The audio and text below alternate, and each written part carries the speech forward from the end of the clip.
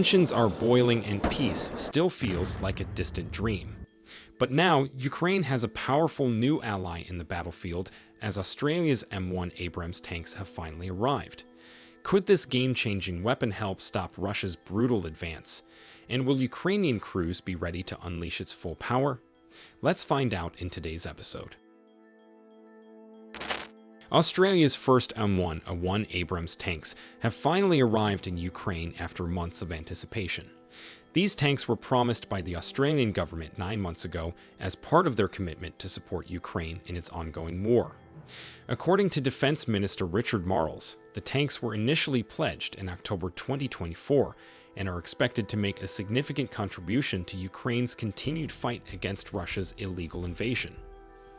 Despite earlier warnings from U.S. officials about the challenges of transferring M1 Abrams tanks to Ukraine, Australia moved forward with the delivery of these armored vehicles to the front lines. Most of the 49 M1 tanks that were promised are now reportedly in Ukraine, with the remaining units expected to arrive in the coming months. However, it remains unclear how many have actually reached Ukrainian soil so far. Australia has become one of Ukraine's most important non-NATO partners, consistently supplying Kyiv with military aid, ammunition, and vital defense equipment since the start of the conflict. The arrival of these main battle tanks could provide a much-needed boost to Ukraine's forces on the battlefield and help reinforce defensive lines against growing Russian pressure. The Australian contribution of M1 Abrams tanks is valued at approximately 245 million Australian dollars. This donation forms part of a broader assistance package worth $1.5 billion that Australia has committed since Moscow launched its full-scale invasion of Ukraine in February 2022. According to Australia's Minister for Defence Industry, Pat Conroy, these M1 Abrams tanks were modified prior to shipment to better meet Ukraine's operational needs.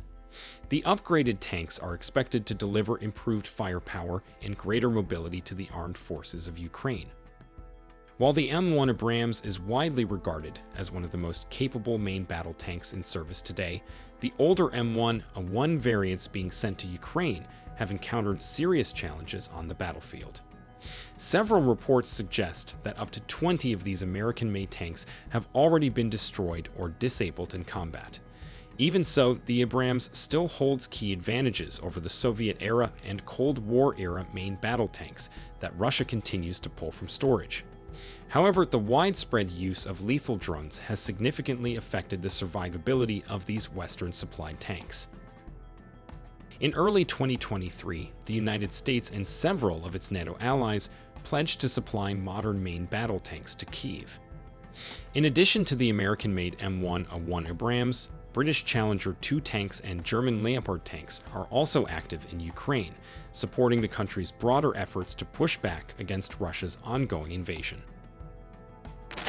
Since Russia crossed into Ukraine, debates have emerged among various think tanks about the role of tanks in modern warfare.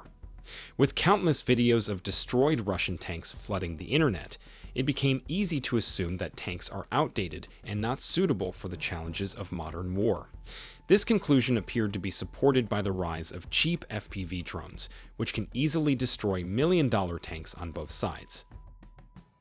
However, 3 years into the war, tanks continue to be used extensively by both Ukrainian and Russian forces.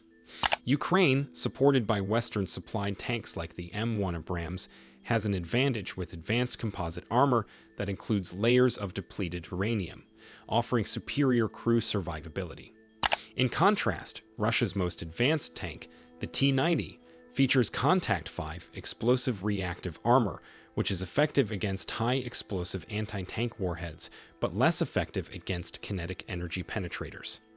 Its lighter armor makes it a smaller target, but also results in much lower protection for the crew. The M1 Abrams also has a more powerful engine, offering better acceleration and top speed, which is crucial for tactical maneuvering. Its advanced suspension system allows for smoother movement and more accurate firing while on the move. On the other hand, the T-90's lighter weight and lower ground pressure give it an advantage on certain terrains, such as soft soil or bridges with weight limits. In terms of technology, the M1 Abrams typically features more advanced optics and fire control systems, improving combat effectiveness. Its digital battlefield management system allows for better coordination with other units. The T-90, while less advanced in some areas, includes unique features like the Store 1 system, which can disrupt enemy laser-guided targeting and offer limited protection against some anti-tank missiles. While the M1 Abrams remains one of the most powerful and battle-proven tanks ever built, questions have emerged about how well it can survive in the highly dynamic and drone-infested environment of the Ukrainian battlefield.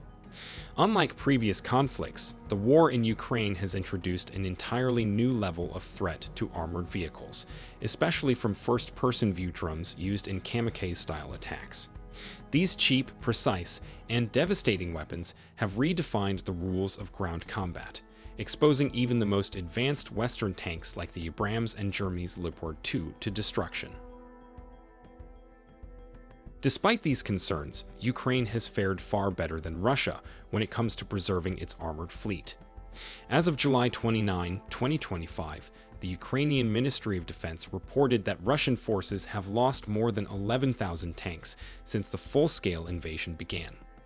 This staggering figure reflects not only the scale of Russian deployments, but also the inefficiency of their tactics and poor maintenance culture. Main battle tanks, including the formidable M1 Abrams, were never meant to function as standalone instruments of victory.